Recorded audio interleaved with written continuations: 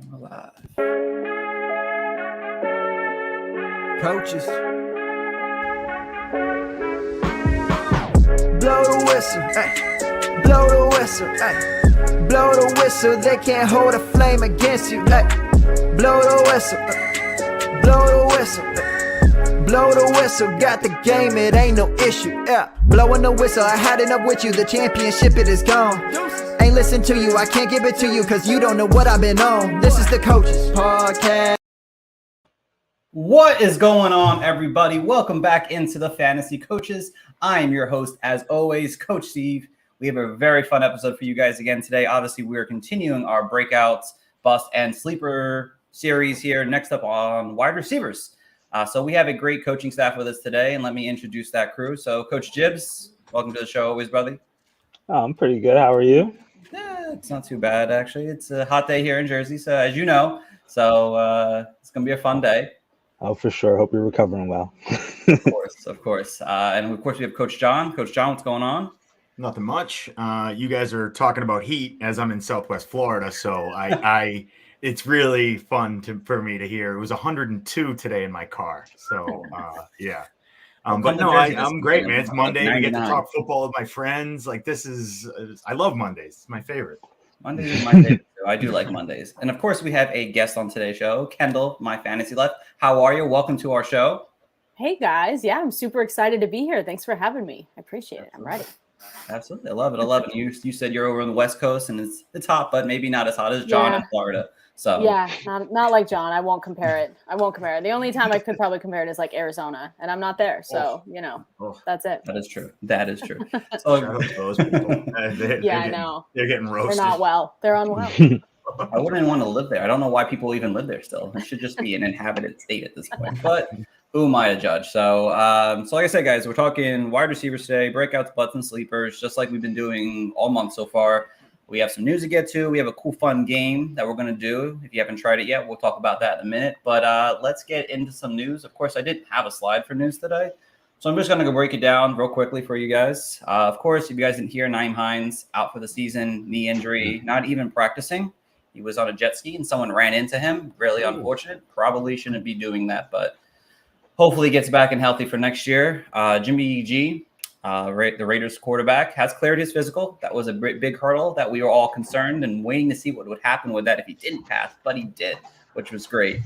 And then, of course, some minor signings. Justin Jackson, he signs with Detroit. James Robinson signs with the Giants. Cole Beasley signs with the Giants. Melvin Gordon signs with the Ravens. Real quick, if you had to pick between one as your last pick of your draft, would you rather choose James Robinson or Melvin Gordon to maybe have potential in either one of these offenses that right now seems to be a lot of question marks at their RB position, especially with J.K. Dobbins going on the pump at the moment. So whoever wants to go first, go for it. And tell me, James Robinson or Melvin Gordon? Oh, man, that is neither an option? Yeah. Can we just say neither? I don't know. I will say like Peter Overzet, and I didn't think about it this way, but he wrote in our newsletter this morning at fantasylife.com. He was like, he thinks that that pup designation over there is like more of a contract thing and maybe not so much a knee thing. So if you're looking at it like that and you're saying, wow, I don't want to draft Melvin Gordon, probably go with your gut there and don't draft Melvin Gordon and just say, not that he could steal away maybe a couple carries, couple touchdowns, sure, but like just don't do it. Maybe just don't do it. Yeah, I'm kind of too.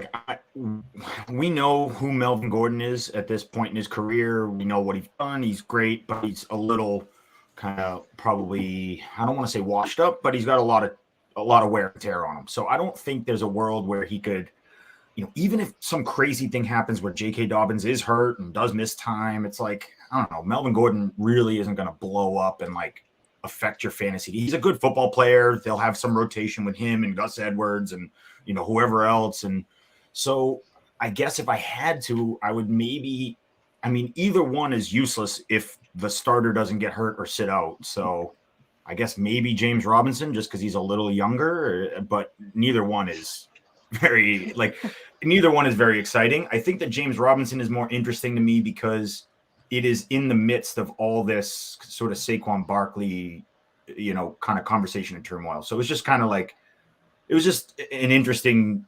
I get you need to sign depth at some point, but it was just an interesting time to sign a running back depth piece when your main running back is a little frustrated with the money. So, but yeah, neither one is. Yeah. I don't think either one will be very fantasy relevant. Definitely, I wouldn't take either, but I'll definitely lean James Robinson, Les Miles on the third. So. I'm glad you hated my question, guys. I appreciate it. It's all good. It's a fair question. I mean, it's a fair. Someone might think that they're valuable last round pieces, and they're obviously not. Unless something crazy happens. There's enough wide receiver depth, and you could find better guys in the last round for your dart throw for sure. Of course. Oh, Dynasty. Oh, of course, Dynasty. Yeah, everyone's a pickup in Dynasty. Everyone's a pickup in Dynasty. If you have an open roster spot, anyone's a pickup at this point. Yeah. I think I still have Julio Jones on my roster. Well, you might be getting that cut. Yeah, he's getting the cut. He's getting the cut. He's getting the cut soon. All right, guys. So again, that's the news. Again, there's not too much. Again, unless you're buying all the camp hype, just pull your jackets. Things happen. The dogs are excited about it. I guess I get that, but just don't worry about it. Kadarius Toney is not playing, which continually love that. See that always, but I hate it because his draft stock will probably jump down if that's the case. Which I really wanted people to take him in the round 7, just because they shouldn't do that, but they're going to do it anyway. But yeah, but don't believe all the camp hype just yet. Just wait for training camp and preseason to get here. So, but that's much of the news. So let's get to the fun game we have planned today, guys. It's the NFL Monacular. I'm saying that wrong, but grid. And let me see if I can pull that up real quick. So I've been doing this. It was a lot of fun. I've been doing it every day for the last 3 days now. Basically, you have to pick a player that meets both standards here. So this one is the Bucks and Patriots, Bucks and Seattle, Bucks and first team All AP, All Pro, and then Commanders, Patriots, Commanders, Seattle, first team All Pro, Commanders, and then Dolphins, Patriots, Dolphins, Seattle, and Dolphins first team All Pro. So you guys have the floor because I already did mine this morning. So I know all the answers, even though I didn't get them all. I missed 4 today. I suck. But let's see if the 3 of you in the next 5 minutes can come up with a perfect 9 out of 9. Now, you can't get any wrong or you won't get them all done. You have 9 tries and 9 spots. Tom Brady. That's hard. Yeah, the first one's pretty clear. It's Tom Brady. Okay. I can do that for you. You can Commanders. do Dolphins. Dolphins Seahawks is give me the name, guys. No, Marshall, right? Brandon Marshall. Sure. Yep. He was both. both. I can do that one. Patriots and Dolphins. They've had a few. I'm gonna say, what's his name? Linebacker, not Van Noy. The lower the points, the better the score is. Oh. Just so you know. Okay. Tom Brady at 54%. That's not. That means good. everyone's guessing them. Yeah, Yes, of course. Everyone's guessing. So lowest. We're just trying to win here, okay? We're just trying to get through the game. Just so you know, We're not that good you yet. guys want to take shots on some big, lower people that no one's ever heard of that played on all these teams. So I can't. I did this the other night. I'm blanking on every Washington Commander right now. I can't think of anyone. I'm like, we're doing so well. If the name was Redskins, I would have probably have more. I got all the Bucks and all the Dolphins across. Dolphins first team. Commanders one was pretty hard. I can't lie. If you guys want a hint on any of them, I can give you a hint. Just let me know when. First team All Pro Miami. Okay, the first team All Pros I feel like should be easier than we're making these out. Yeah. So first team All Pro Tampa Bay, Warren Sapp. I mean, okay. Right. It's defense too, so it's not just fantasy players or something like that. It's I think all positions. Take Warren Sapp. I'm pretty sure Warren Sapp was an All Pro. There you go. Warren Sapp got it. There you go. He doesn't get a picture though, unfortunately. But yes, it's defense. That's tough for Warren Sapp to not get a picture. Bad. That's fine.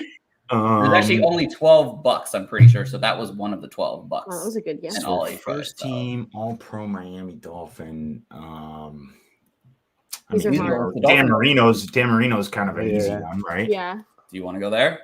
Sure. I'm just trying to fill this grid up. Sure? Dan Marino. There we go. Bang. All right. I'm surprised you haven't got the Patriot Dolphins one yet, John. Taylor? I know. I'm trying to. I know there's been a few. That one's the easiest, I think, of the whole thing. To be honest, that was my first one. Besides the Brady one, that's just too obvious. Yeah. I need to be better at the Seahawks ones. I'm going to be honest. Oh, what am I saying? Devontae Parker. Devontae Parker's Miami and New England Patriots. That one's easy. Yeah. I don't know why. Wes Walker was my guess. I blanked so hard. I picked Wes Walker. So I'm like really, I'm like brain farted that whole thing. All right. So now I'm thinking Commander and I know. What's his name? The big nose tackle was. Hold on. Give me a sec. I got the Washington Commander and the Patriots one. I got the Commanders and the Patriots one. Just give me a second. I'll give you a second. He's like on the tip of my tongue too. when you guys want to guess, I can give you a guess. No, not with. There's. I feel like we should know the Seahawks Commanders one too, or at least I should, being from Seattle. It's the one that's easiest, I guess, to remember in terms of me personally, for knowing a lot of offense, is a running back. Is a running back. Running back? Yes. For the Seahawks Commanders? In the 2000s. 2000. That's the only guess you're getting for that one. Sean Alexander. Sean Alexander. Let's see. I could be really wrong there. No, I'm not. There we go. Sean Alexander. Okay, there we go. Al Let's Hainsworth? go. Huh? Al Hainsworth for the Commanders. Oh, Albert Hainsworth. Thank you. There we go. Albert Hainsworth. That's the guy I was thinking of. Yeah, Albert Hainsworth. Thank you. I don't know why I couldn't think of that. I had to dig deep for that one. Yeah, that one's deep. And then I would never be able to name a Washington Commander first team All Pro. I'm going to be honest. Well, I mean, there's got to be. Give you guys another 30 seconds. Another minute. He's like, we got a show to do. We got to wrap this up. He's like, I did this in 2 minutes. Kendall, this is actually the show. Oh, no, I don't know if we. I was on one of the Dynasty Nerd show, and we took us 5 minutes, and we only got like 6 of the 9 right. We sucked. It was a tough one. Man. So this one was tough today, to be honest. I'm only hoping to see Sean Taylor, first team All Pro Washington Commanders. That's what my guess, but Is that you going with that? No, why not? No. Yes or no to Sean Taylor? Yeah. Okay. Yeah, I think he's first team All Pro. Why not? You guys missed it. All right. That's fine. Joe Theismann. Oh, what? Duh. Yeah, That's stupid. That's hard. It's a tough hard. game. A game is a tough game, actually. I like that. One last one here. I mean, you could. I could give you that one, and you could get that as a win if you want, instead of guessing the last one. No. I can't tell you the last one. Seattle. I'm going to be honest. It's a defensive player. Rondé Barber. I don't know. You want to go Rondé Barber? No, I don't think so. I don't think he plays for the Seattle. Who's naming people? 30 seconds. 30 seconds. Relevant or old school? Or relatively old? Relevant. Relevant shit. Ooh, typically Washington Commander relevant. Best shit talker in the game. No. Did he play for Tampa? I don't think so. You guys all think it is great. This is fun. I know this makes for a great podcast. Just tell us. Just tell us. 4 people silently thinking. I would highly recommend coming to our YouTube channel at the Fantasy Coaches and watching this because it's so much fun. We might be doing this every week now. So, Oh, man. Welcome to the Silently Thinking podcast, where we just. Well, that's why I'm here to just talk so that people aren't listening to silence the entire time. They know it didn't So skip funny. or pause. I have no idea. 5 seconds here. It's a cornerback, defense. Started at Seattle, went to Tampa Bay late in his career. 3, It's not Sherman. 2. Richard Yeah, Sherman. it'll be Sherman. Yeah.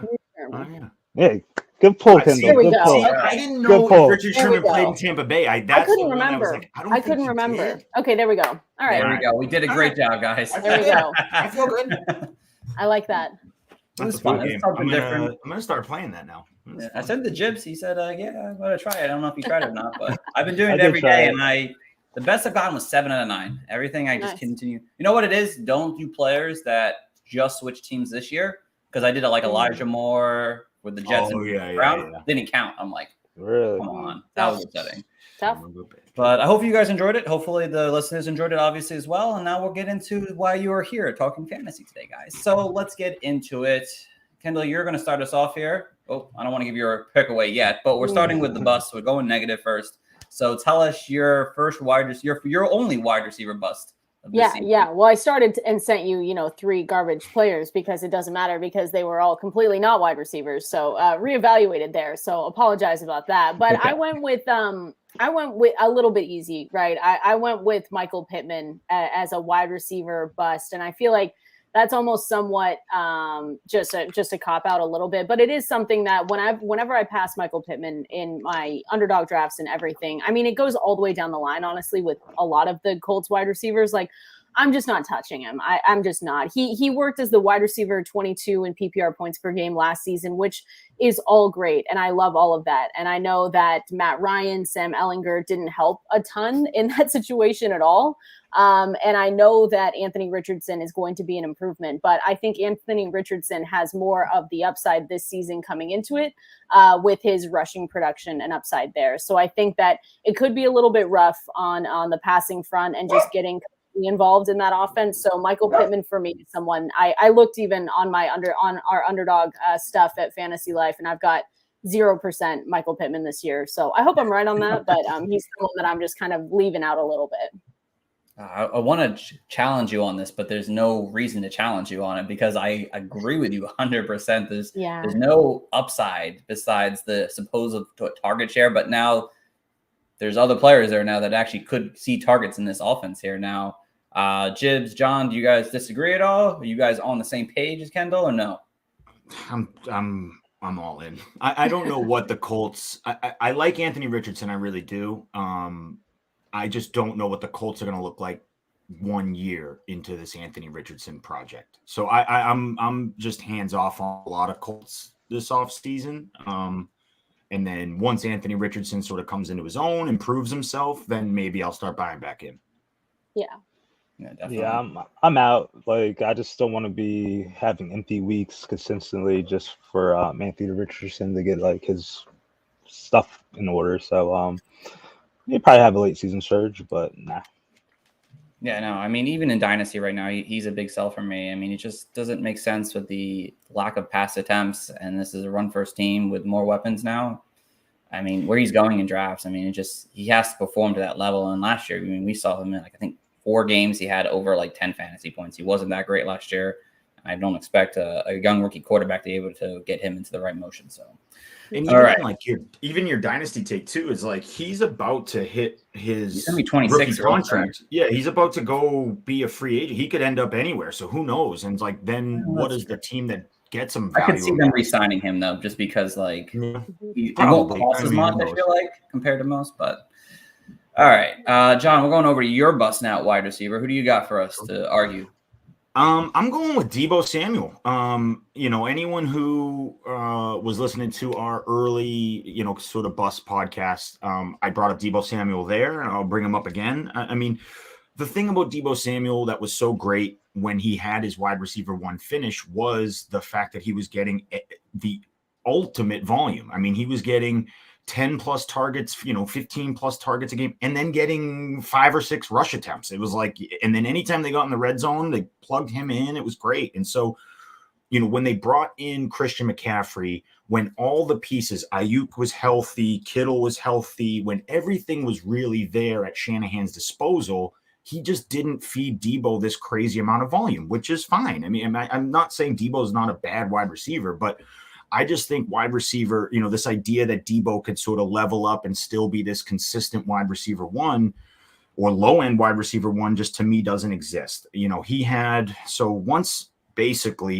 Once Christian McCaffrey came on board, he went 2 receptions, 4 receptions, 6 receptions, 3 receptions, 7, 2, 5. So it's just, not a high volume player. Yes, he has yak. Yes, he can absolutely break a big one. I'm not saying that he's, a great, maybe best ball target. Like he's fine. He'll have big games. He'll have touchdowns. Deebo's good, but this idea that he's just going to be this consistent. I mean, when we're still drafting him as wide receiver 16, he finished as like wide receiver 37, 38 last year. So, 27, 28 last year. So to me, he's more of like this low end 2 with some spike weeks versus this kind of high end 2 or low end 1 that you kind of have to draft him as. Okay. Kendall, Jibs, do you guys disagree with Deebo Samuel as a bust this year? I don't disagree like entirely, but I do like other players around his range. Like in round 4, are you taking him in round 4? That's where he's going, round 4. Are you taking him in round 4? I'll take him late round 4, if that was possible. I like Deebo this year, but I understand it if when I'm looking at it, I think he's really expensive. Like if you look at it on the underdog front, right? His ADP right now, or at least a couple days ago, was like 37 or something around there. And so, or even 30, I want to say 34. So if you're looking at it just that way and you say, I don't want to spend that much on my wide receiver that might not make it out very well, then that's fine. I do still like Deebo, and I do still want to get a piece of this like San Francisco 49ers offense, because we've seen what Kyle Shanahan can do. Like you could put probably Sam Darnold in there this year and he could be incredible. And that's absolutely crazy and disgusting, but it's something that like we have to just accept. So I think with Deebo though, I agree, his efficiency and his production for sure, they both regressed. So when you're looking at it, for him to be going as expensive as he is, I don't think that he's going to be able to hit those marks, especially like you said, you bring in CMC and it's really tough. But I think it's an absolutely loaded offense, and that means they don't have to force feed any players, right? So because of that, you don't have to go for Deebo Samuel. You could maybe go for Brandon Ayuk or people later, wait for George Kittle. I don't know what you want to do, but I still like Deebo Samuel as a player. And sometimes if he falls to me, I will draft him because I'm okay, because I want a little piece of it. But I do understand that, he did regress. And so maybe, I don't know, maybe he's putting out hype videos though now. So I feel like we just have to agree that he's just a bounce back candidate. I don't know. It's hype video season. Hype video I'm season. glad you brought up Ayuk, because that to me is the big one. Like I would much rather Ayuk 3 rounds later than pay up for Deebo Samuel. Like that's kind of my standing. And so if you're going to tell me that to me is the definition of a bust. Like I don't think he's going to return value. So that's a bust to me. Now he's not going to be, dead. He's still going to be valuable. Like he's still going to score points, but I want someone who's going to beat their ADP. Yeah.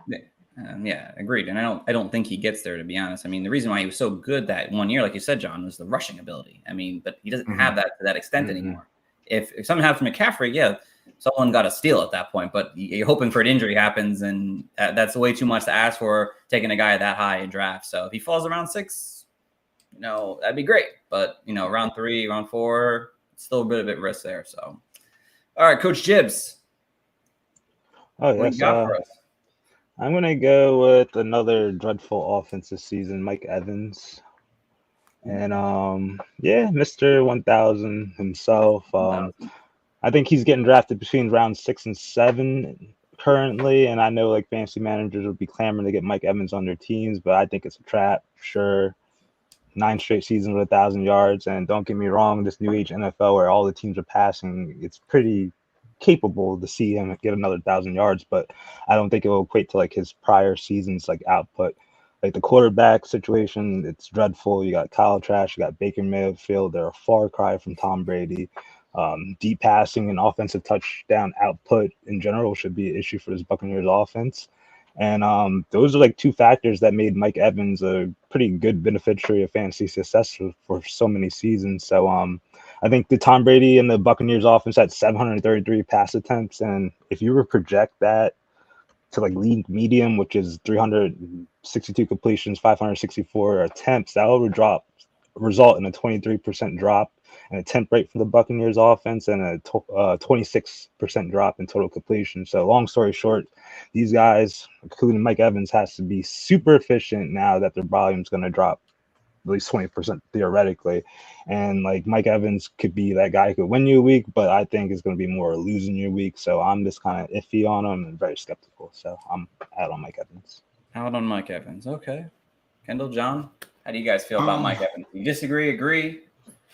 So this one's tough because I want It's okay. I want to agree with everything Jib said. Like, I don't think the Bucks offense is going to be very good. I don't trust Baker Mayfield. I don't think there's going to be a lot of touchdown scoring opportunities. But then part of me thinks back and looks and goes, oh, wide receiver 32, you can basically pencil him in for, 75, 80 receptions and 1,100, 1,200 yards. So maybe he only has 4 or 5 touchdowns, but it's like, that's still going to beat wide receiver 32. So to me, it's like, yeah, he's not Mike Evans of last year or even young with Jameis Winston, when Jameis Winston was slinging the ball like every other play. And so he's definitely not that Mike Evans anymore.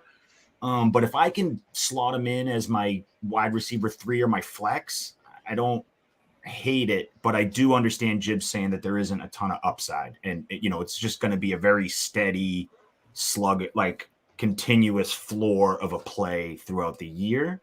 So it kind of depends on roster construction, but I don't hate Mike Evans. I really don't. I think he's getting, I think the Baker stink is really stinking up him and Chris Godwin. It's like really stinking up him and Chris Godwin. That's the problem. It's like, oh boy, yeah. Like everyone is out on Baker. And so, I do think they're both still very talented, probably one of the top duos in the NFL in real life football. So, at some point you got to kind of, bet on talent a little, but I hear you, Jibs. It's dicey. It's dicey. It's tough. I think, well, of course I drafted Mike Evans last year, and you all know how that, how well that was, it was just absolute hell and a half. And then all of a sudden you're just like, okay, what are we doing here? So I do still like the Buccaneers wide receivers, but I only like them where their ADP is right now, because like you look at Mike Evans and you say, okay, what kind of season can you get out of him and Chris Godwin?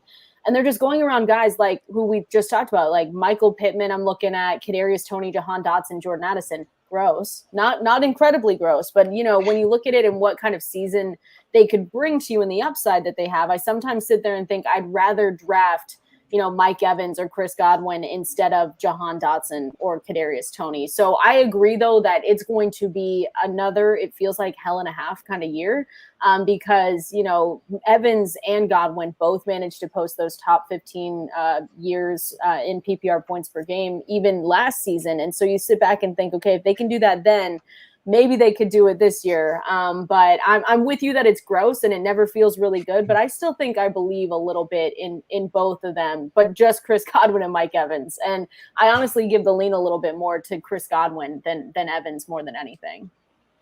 Yeah, no, I agree with that. It's definitely a good one, Jibs. I mean, I'd still consider drafting Mike Evans at his ADP. It just depends how my team is structured.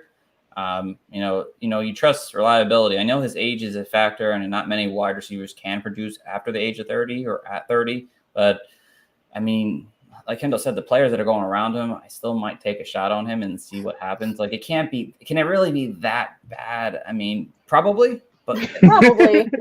But it's not that potential for him to have his it can be pretty bad. Really bad division. It could be bad. Hyping up the Derek Carr, hyping up the Falcons offense. I mean, this division sucks. I mean, the defenses suck in these divisions. I mean, there has to be some kind of good graces here for them. I mean, it just sucks that they were the top team, so they're going to play all the good teams. But yeah, I mean, it's definitely not someone you want to take, but it might be someone you end up having to take because of the situation. But All right, over to mine here. I'll make mine hopefully very quick here. And mine is DK Metcalf, sitting at wide receiver 15, ADP 35 right now. And he finished wide receiver 19 last year. So I don't know why we're going up more with DK, and they just add an addition like Jackson Smith and Jigba. Had 140 targets last year. I don't think he gets to 140. I mean, last year, Geno Smith already threw the ball 572 times. I really just don't see Geno throwing the ball more, especially in this run-first offense that has 2 really good running backs on the ground. I mean, I could see him dropping down to 120. I feel like there's just not that upside just isn't there for him. He's a solid wide receiver, and I'd love to grab him if he falls to round 5 or 6. Definitely, he's a solid wide receiver. I love his talent, but I just don't feel like the upside is there for in his game. I feel like there's target share is going to kind of like get split between the 3 of those wide receivers. And while Metcalf might see the majority, still see like the top 120. I could see Tyler Lockett finishing with 100. I could see NJSA finishing with 98 or something like that. They could all get high target shares in this offense here. And, the touchdowns is what really drove his fantasy seasons the prior 2 years, 12 and 10. And this year, 27 red zone targets, caught 9 balls and 6 touchdowns. I mean, he just wasn't getting the opportunity. He got the opportunity to score touchdowns. He just couldn't get them. And it's not like it was Geno Smith's fault. Geno Smith had the best completion percentage of a Seattle quarterback in the last decade. And yes, that involves Russell Wilson. So I just don't really see him seeing an upside where he's going to see 1,300 yards and 10 touchdowns again. I feel like what he showed us last year is a pretty good number. Low end wide receiver 2, which is great for fantasy. Obviously, you love that as a wide receiver 2 flex option. But where he's going as a top 15 wide receiver, I just don't see him finishing at that place. So I don't know if you guys agree, disagree with me. You can disagree. That one's spicy. That's a spicy one. Yeah. That's a tough one. I was going to say I don't agree either. I don't know if I do. So I understand the logic, right? Again, like I always try and look at everything from both sides. Because they did just add JSN, who is arguably the best wide receiver in this draft class. They added Charbonnet, is no slouch in pass catching. Like for sure, I see a world where his target share comes down. But what I think we're all sort of underestimating is, and go back, and I was doing depth chart reorganization yesterday. I think Seattle might have one of the best offenses in the NFL. Like they could potentially have like a ridiculously good offense. I mean, think about it. You have Tyler Lockett, DK Metcalf, JSN, Ken Walker, Zach Charbonnet. I mean, Noah Fant, who we know tight ends take a while to develop. Like it's just like could be this really weird like explosion of points in Seattle this season. And if that happens, DK Metcalf is gonna be the primary benefactor of that. It's just, so I get it because you don't want to believe in Geno Smith because you've seen so much over the years, but I don't know. He just had a top 10 quarterback performance last year. They add JSN, they add Zach Charbonnet. The offense could be great. So maybe his target share goes down, but his red zone opportunities could go up. And DK Metcalf is also a freak of an athlete. And sometimes you just kind of bet on that. Like you just bet on this guy's just, you can't he's just a freak. Like he's just bigger, faster, stronger. Like you just like, oh, all right. Well, it wouldn't shock me if all of a sudden DK Metcalf has 1,400 yards and 12 touchdowns. I'd be like, oh, okay. Like makes sense. He's a monster.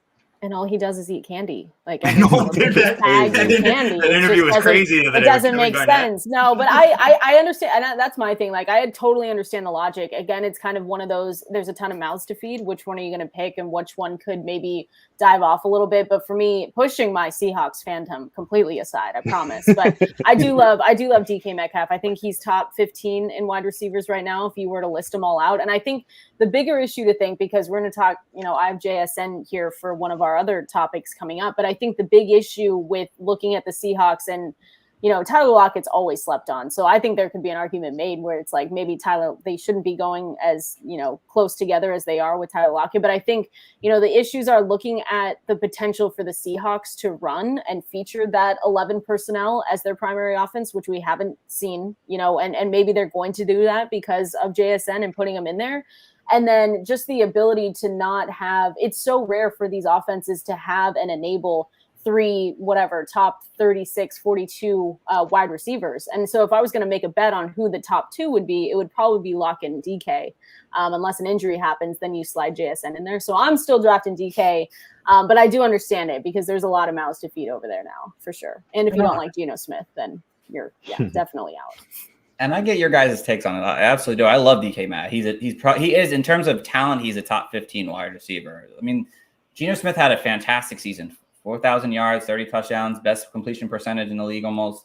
Like, is there another level? I don't think there is. Could he do what he did this past season? Absolutely. But DK Metcalf had 140 targets, but just barely got over 1,000 yards and 6 touchdowns.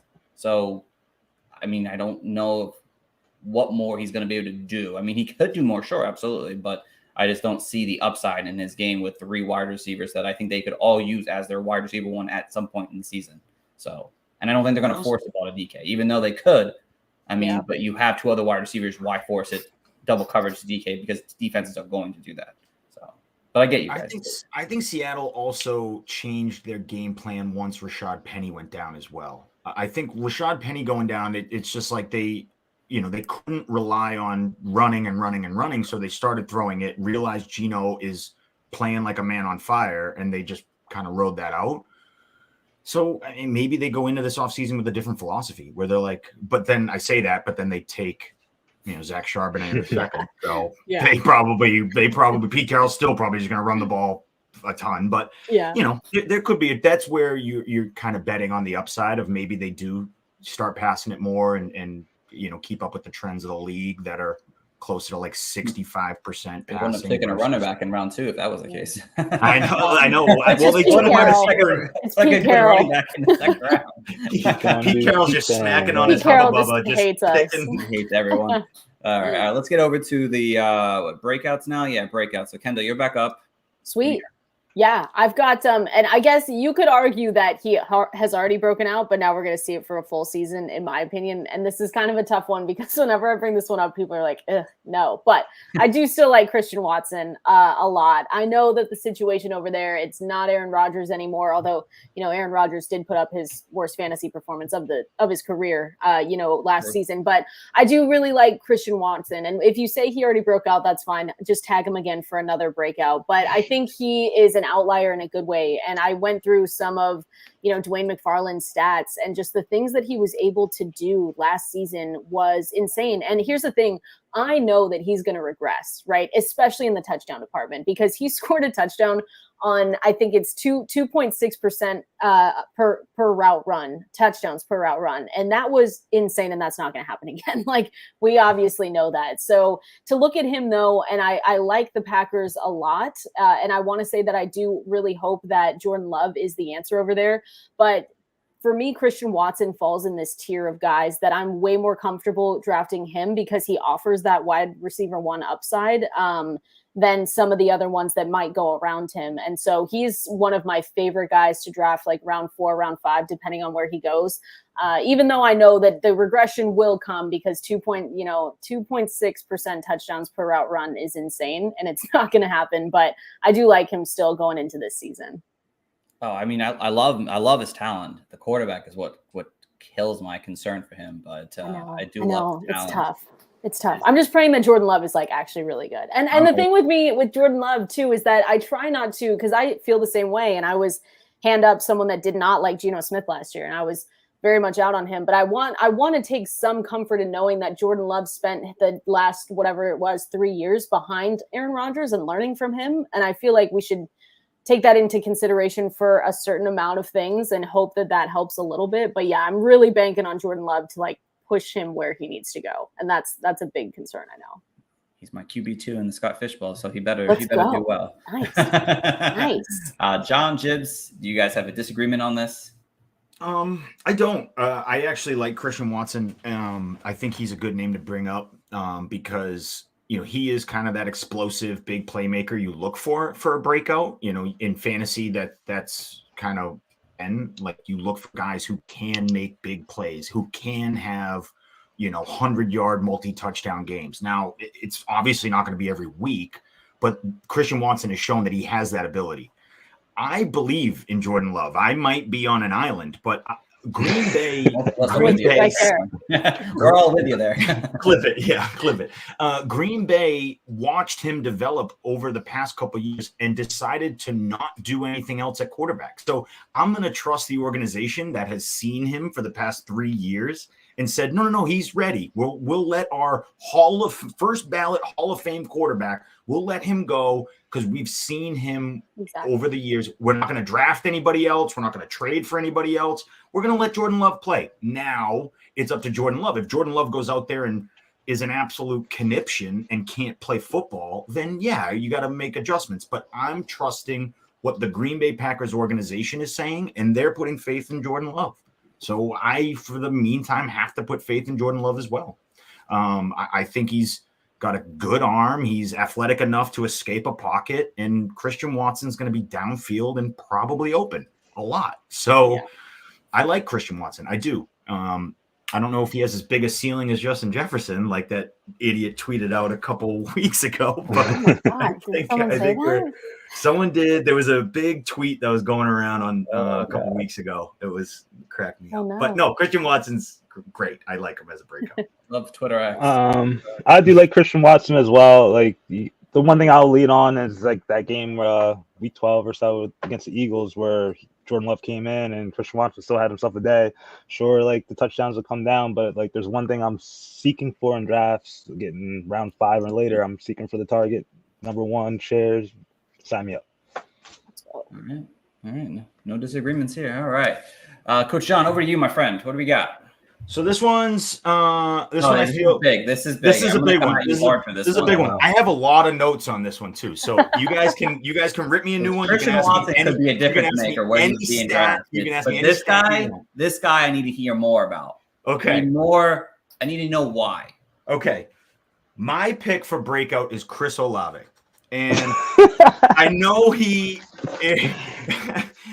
people are going to say, listen, if Christian Watson already broke out, Chris Olave 100% already broke out. So I understand this concept of he already broke out. Why are you bringing him up?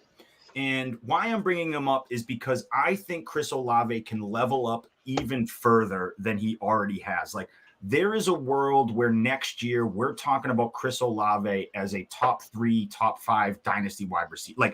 Like for sure, like up there with the Justin Jefferson, Tyreek Hills, Jamar, like Chris Olave will be in that conversation by the end of this year. And you don't want to miss out on that season. Because once it happens, forget it. Like you're not going to be able to trade for him. He's going to be a first round pick next year. So I think that there is a world that Chris Olave with the upgrade at quarterback with Derek Carr, that Chris Olave can absolutely now number 1 overall will be hard because Justin Jefferson and Jamar Chase exist. But top 3, I mean, there's a world he could creep into that. I mean, he was number 5 in air yards last year. So, and again, they weren't exactly the most accurate targets coming from Jameis Winston and Andy Dalton. So where he wins is, we talked about with Christian Watson, is downfield. I mean, he has the 81% against zone, 77% against man, 76% against press. So he's open all the time. And his area, and again, his deep targets, he was number 4 in the league for deep targets. That's anything over 25 yards. I mean, it's just one of those things where he is a ticking time bomb. He's waiting to just explode. And this is Andy Dalton, I think, threw a real wrench into like how big this breakout rookie year could have been. But when he was with Jameis Winston, and Jameis Winston is not afraid to throw the ball downfield. He's not afraid to just uncork it. Similar to Derek Carr. Derek Carr can also push the ball downfield.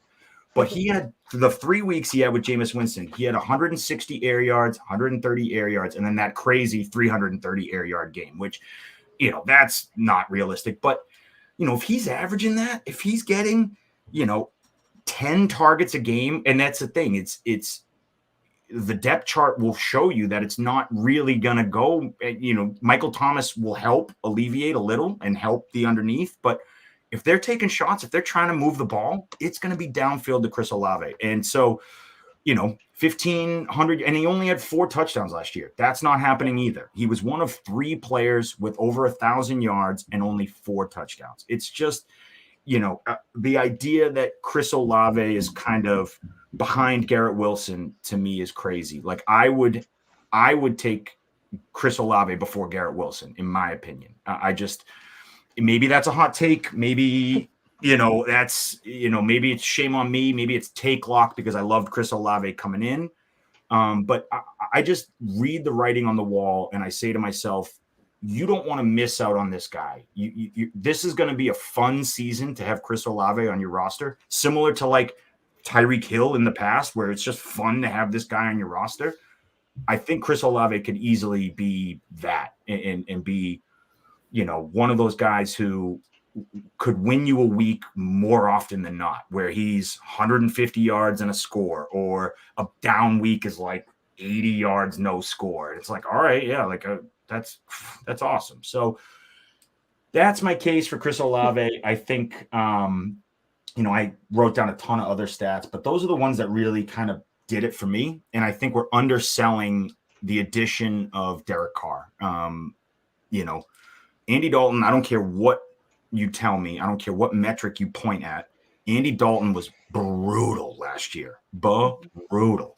And he still had over 1,000 yards and 117 receptions. Like it's just, that's what you want. That's the guy you want. So I think to call him a breakout might be kind of a cop-out answer, but I will only take a victory lap if he finishes. Give me top four. Give me top four. Can I have top four? I'll give you top four. All right, thank you. Let's see if there's an argument though, but I'll give you top four. So thank you, Kendall Gibbs. No, Chris Olave, top four breakout, winning you a championship this year, kind of breakout season. No, but that's okay. You should still be drafting Chris Olave anyway. Absolutely. Like I can't do it. I do agree though. Like Chris Olave is like arguably top 12 wide receiver right now in fantasy football. You can even push it out if you want top 14, but I love Chris Olave. Chris Olave last season averaged the 5th most yards per route run by a rookie receiver over the past 10 years. Like that's insane to think about that. Like you've got that also belongs to like OBJ and Justin Jefferson and Jamar Chase. Like that's who he's in the company with. So that's why I loved all the stats that you were throwing out. I was like, yeah, keep going. Like say it louder for people in the back. Like it doesn't, and I get the quarterback stuff and you could really hate Derek Carr, and you could argue like, is Derek Carr an upgrade? And I'm like, yes, but if you don't believe that, that's okay. I just think that Olave is expected to make one of the bigger leaps this season. And so I do try to get him when I can, sometimes a little pricey, sometimes expensive, and that's okay. But like Michael Thomas is someone that, if we want to jump on the Michael Thomas train and think that he's going to be healthy, I hope he is, because, we never want injuries in the seasons. But then after that, Rashid Shaheed and Traquan Smith, it's just like, yeah, give me Chris Olave all day. I love it.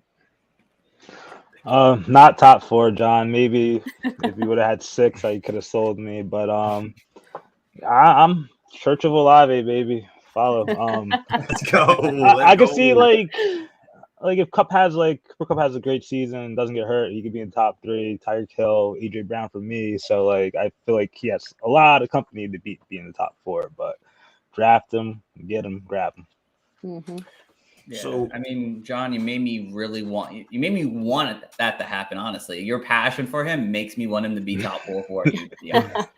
Listen, I hope he is. He could be top 4 in Dynasty after this season with another great year potentially. But I don't know if top 4 hits this year. But wide receiver 1 for sure. So okay, so this is just a thought experiment. Here's a thought experiment that I just want to ask, because this is what kind of sparked my initial love and conversation about Chris Olave. Who would you rather have in redraft? I'll do redraft. I won't even say Dynasty. CeeDee Lamb or Chris Olave? Who would you rather have? Lamb. You'd rather have CeeDee Lamb than Chris Olave. Absolutely. Like sure, not even thinking about it. Okay. Yeah, I would there's my thinking, and now I want CeeDee Lamb. That's interesting. That to me is because I'm looking at the list, right, of ADP, and that's to me where it starts to be like, oh, I don't know. You're losing your offensive coordinator. Dak could, it's just there's just situations. He had Dak most of his career. Dak's been hurt half his career. You have to make calls. You have to make calls at some point, and this to me is my call. Like I do believe. I respect it. I like it. I do believe Chris Olave is that person. Like I'm hoping. I just would be. I'm hoping for you. Remiss if I didn't bring him up. Kyle also agrees. Does not see him out producing these individuals. So Devontae Adams. That's another good one. You don't see him out producing Devontae Adams. No. Okay. No. You don't see him out producing. I could see it. I could see it. I almost made Adams my bust, though. But I'd rather have Lamb all day. So, all right, Jeff, let's get over to your breakout guy. All right, I'll keep mine short. It's Courtland Sutton, and I have high hopes for the Denver Broncos as a whole and for fantasy. We've seen glimpses of Courtland Sutton's success. I think the best finish he had was wide receiver 19 in PPR. But now that Sean Payton's a coach, he should be trending towards his best season ever. Historically, we've seen the X receiver in Sean Payton's offense being utilized effectively. That spans from the good old days with Marquez Colston all the way to the modern day Michael Thomas before the foot issues. I believe Marquez Colston had, 6 seasons out of 10 in the top 15. Cortland Sutton's ranking, as you can see, is wide receiver 44. So there's a lot of upside to be had there. And then obviously, if you go to Michael Thomas, you know that he had the wide receiver 1 finish, and he's constantly been in the top 7 at least in like the 4 years. So I love Jerry Jeudy, but like a historical trend just has me want to just bank on Cortland Sutton. So there you go. I like it. Okay. I like the John Broncos Kendall? this year. I like the Broncos this year. I will say that. Like, and I'm talking best ball here. So when I say that in most of my drafts, I shouldn't say most, but in a good chunk of my drafts, I'm snagging Russell Wilson and I'm snagging either Cortland Sutton, Tim Patrick, Jerry Jeudy. You could even throw Marvin Mims in there. But I do like Cortland Sutton, and I hope he bounces back. That's just a team that's been riddled with injuries too, where if Cortland Sutton does have this kind of bounce back good year, I'm super excited for it. And I think if there's any coach in this league that can turn Russell Wilson's flaws into something a little bit better, it's gonna be Sean Payton. And if he can't, then Russell Wilson is just really bad now. So if he can't do that, then it's just we don't have to bring up this episode ever again. But that's okay. I like it. I like the call out. Historic episode. It's gonna go down. Oh man, yeah, we got Chris Olave. It was just like, oh my gosh, and then I'm saying like Sean Payton's gonna fix Russell Wilson. It just could end really badly. Yeah. All right. I've said stupider things. No, I like the Chris Okay. Olave shot. That's okay. I said something stupid like 4 years ago when we first started. Jibs remembers my rampage on Derrick Henry. Didn't work out well. He went on a rampage. When we first started the show like 4 years ago, obviously I was not as more experienced in terms of my stats and numbers back then, but I was all off on Derrick Henry, and he put up like his best season of his career. So yeah, don't listen to our shows back in 2019. So I appreciate it. Thank you. So all right, over to my breakout here. Mr. Hollywood Brown, P81. And I mean, it's easy thing to say is no more DeAndre Hopkins.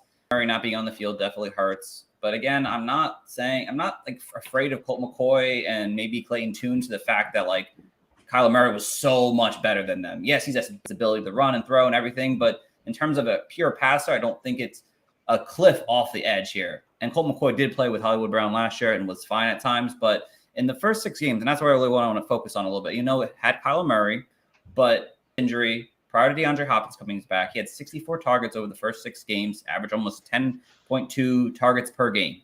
I mean, he has Greg Dulcich. He's got Rondale Moore, rookie Michael Wilson. Zach Ertz is recovering. Bryce, who's young, still tight end that's building up. There's really no threat there in terms of someone is going to take over the target duty here. It's going to be Hollywood Brown. I mean, they're going to be a bad team. I mean, the scoring opportunities might not be there as much, but the target share is going to be there. And I love target, especially where you're getting him in ADP currently right now. And he had a foot fracture midseason. But if you look at those first 6 games, his 17-game base would have been 120 receptions, 180 targets, 1,300 yards, and 8 touchdowns. Now, is he getting 180 targets? Probably not. But if he gets 130 targets in this offense here, sign me up for over 1,000 yards and 5 or 6 touchdowns for him still. And where you're getting him right now, at wide receiver 33, could he finish in a middle wide receiver 2? Absolutely. I think the target share is there enough. His talent's there. He doesn't have that same. Yes, people concerned with his injury history early on, but he played 2 or 4 seasons with 16 games. So like, it doesn't make sense. And I understand that people want to be a little skeptical because it's the Arizona Cardinals and they look like they're just kind of trash this year. And I get that, but just the workload and what could be there for Hollywood Brown. I just think, especially where his ADP is, I agree. I think for me, he's going to outperform his ADP. And when he does that, you're going to say, wow, I wish I got him, way earlier and things like that. So I love this call out. Thank you. I mean, it's the same team. It's literally the same team. No Hopkins in the same first 6 weeks. I get it. It's Colt McCoy, but like the target share is just, it's there. I get it. Yeah. Anyone else want to make a comment? Quick comment. Yeah, I'm a big fan. I like this call. Yeah, Can't teach speed, and he's got it in spades. I had a rebound after my DK Metcalf phone, so I hated that. We're like, love this. Yeah. This is 1 for 1 right now. My sleeper is going to judge it all for today. So let's get into some sleepers here. Kendall, who is your sleeper wide receiver this year? Yeah, it's kind of borderline. This one's a little bit easier than before, but it's kind of in line with the DK Metcalf call out. I do like Jackson Smith and Jigba. I was also like, you could put Tyler Lockett in this situation. Had to throw out some Seahawks in there today, but I think, JSN right now where he's being drafted is pretty in line. And it's just that, if there is an injury, which we never want to have happen with DK or Tyler Lockett could hit that age cliff, which again, I hope doesn't happen, but it could.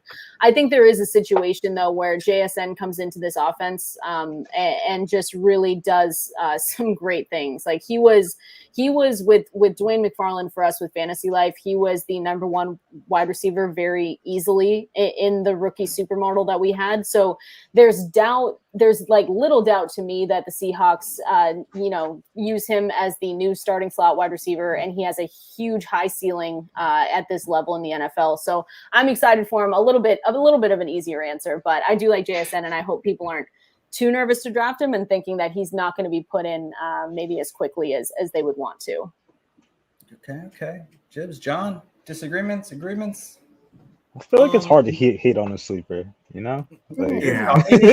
Honestly, it is. It's just an opinion. You're like, yeah, right. No, I get it. And I do. And I think there is, an upside case to be made for JSN, even with, a healthy Lockett and DK Metcalf. I mean, he's an explosive wide receiver. He was great with Olave and Garrett Wilson when he was in college. So he knows how to operate as a number 2 or a number 3 and still be, super productive. So yeah, I love the call. And then God forbid if something happened to one of the other 2 guys, forget it. JSN's, locked in as a top 20 guy. Yeah, it's crazy. Yeah. My only thing is Geno. I love Geno. I'm hoping he continues to have another good season, but Clearly you don't. Well, I just don't think I guess I don't. Maybe I don't. Maybe I don't expect it. But like it will come down to Geno. I just don't like DK Metcalf and I have fears of JSN.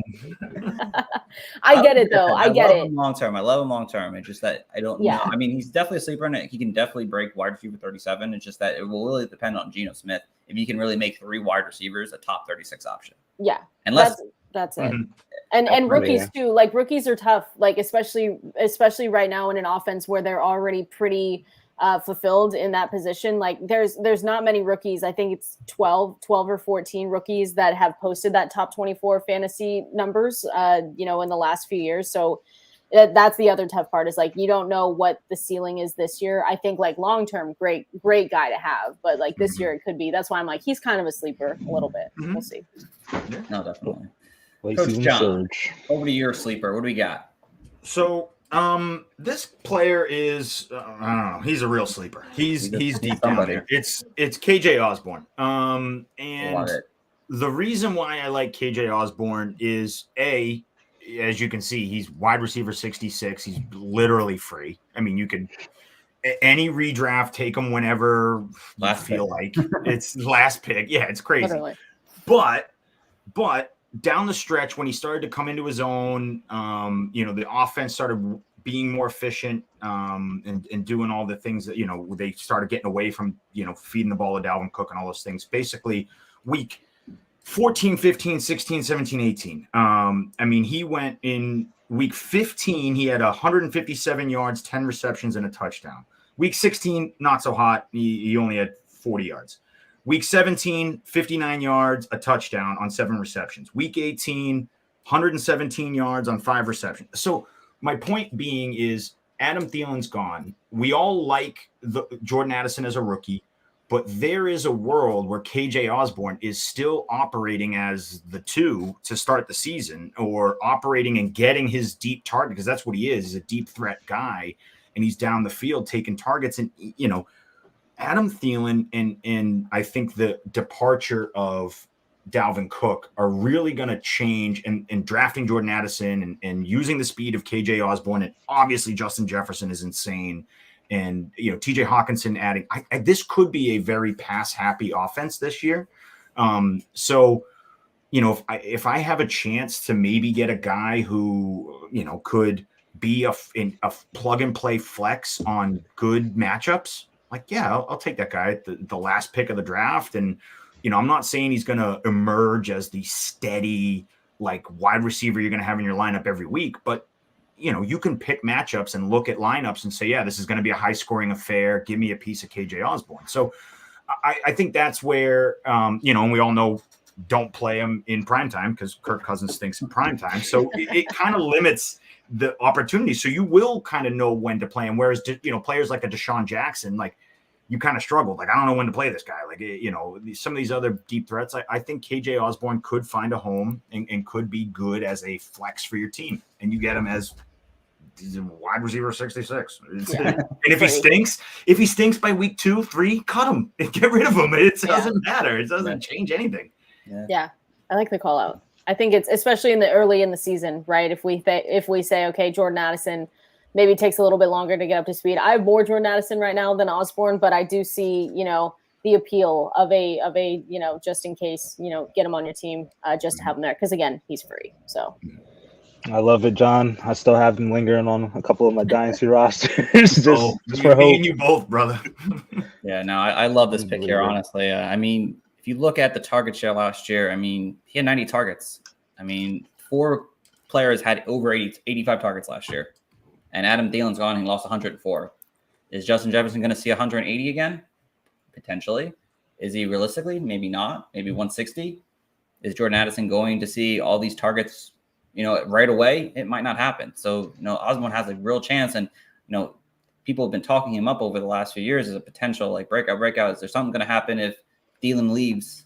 I think this could be the year we see it. And you're getting him round 16, round 15 of your fantasy draft. So, like, just pick him up, see what happens. If he versus out week 1, trade him. Or damn, you have yourself a flex option now. So I definitely love this call here, John. So, thanks. All right, Jibs. Oh Lord, I believe it's Sky Moore, but I lost my doc. Oh no, I got you. It's Sky Moore. Yeah. And who doesn't want a wide receiver tied to that prolific Kansas City offense? I know Sky Moore didn't do much at all last season with Juju's gone. You have Mecole Hardman gone. Basically, Kelsey is the leading get-goer of the offense. And that leaves a void in the offense. And I maybe fall in love with the camp hype and all that good stuff. But Sky Moore has the opportunity to play in the slot that I believe between Juju and Mecole Hardman's vacated targets about like 130. And that's the opportunity for him to grow and become a more impactful player in the offense. And like, this is kind of hedging your bet against Kadarius Toney's health. So like, if Kadarius Toney's not there, you could see more action for Sky Moore, and you can get him basically round 13 or something. So right before your kicker and defenses. So take a shot. I like the call out. Kadarius Toney's already hurt, so like, what are we doing here? Oh, even better. I mean, he's literally already done, so it's totally fine. Like, he's got he tweaked his knee, so I mean, just like realistically, we got to stop with this. We really do. I love Sky Moore. I love this call out. I think it's really good. I know that Rashee Rice is someone that they also have named, but like, someone's gonna if Kadarius Toney is hurt this season, which sometimes seems inevitable, even though we don't want them to get hurt ever. And it's always the worst. But if it does happen, like, someone is going to have to step up. And I love the Sky Moore shout out. Yeah, definitely. Yeah. I mean, I like it. I like obviously the call out, the upside is there. Wide receiver 58 tied to Patrick Mahomes. How can you not?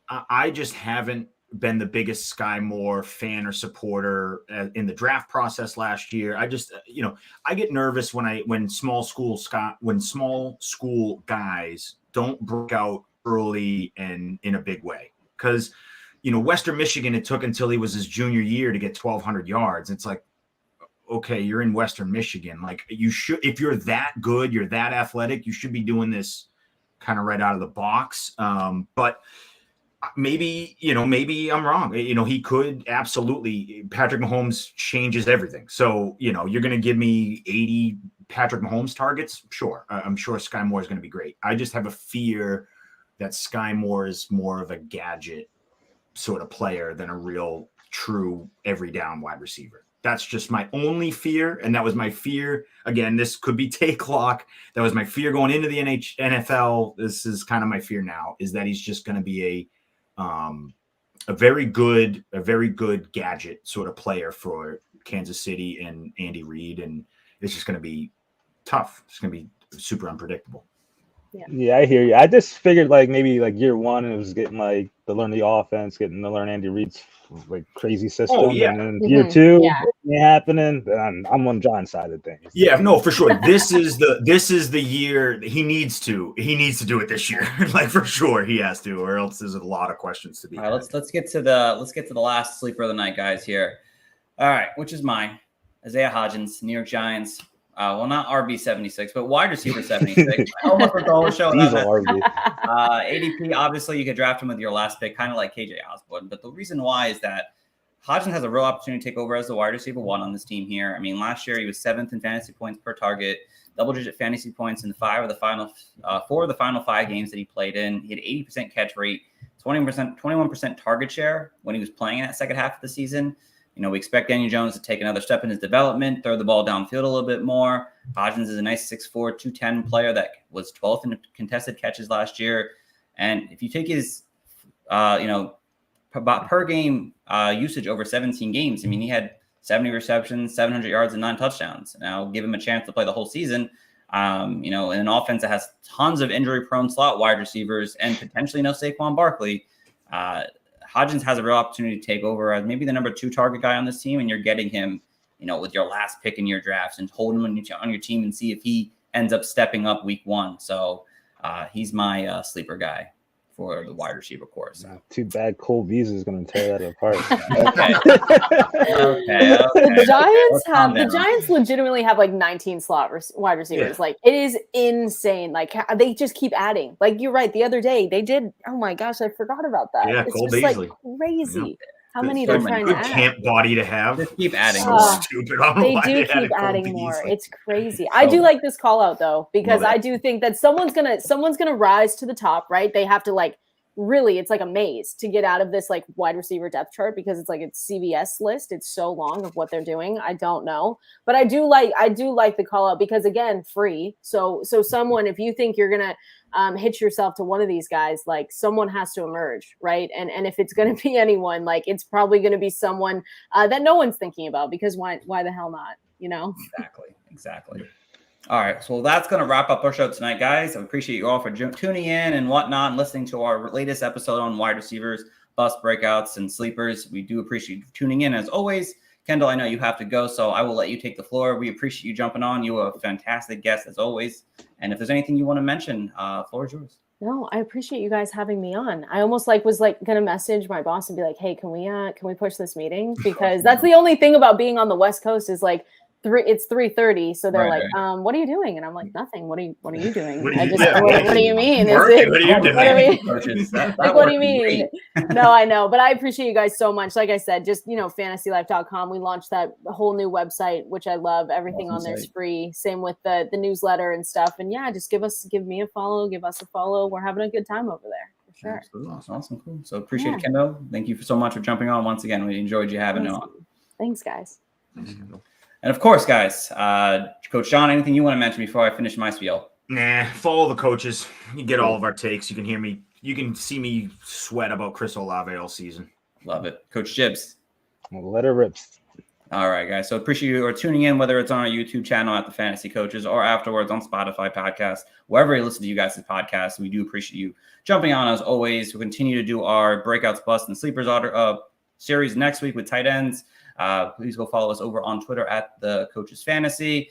And again, thank you all for listening. As always, we do appreciate always doing this and having you guys on and listening and whatnot and just supporting the show any way you possibly can. So we thank you for that. And we appreciate you guys, and we will all see you soon. So take care and have a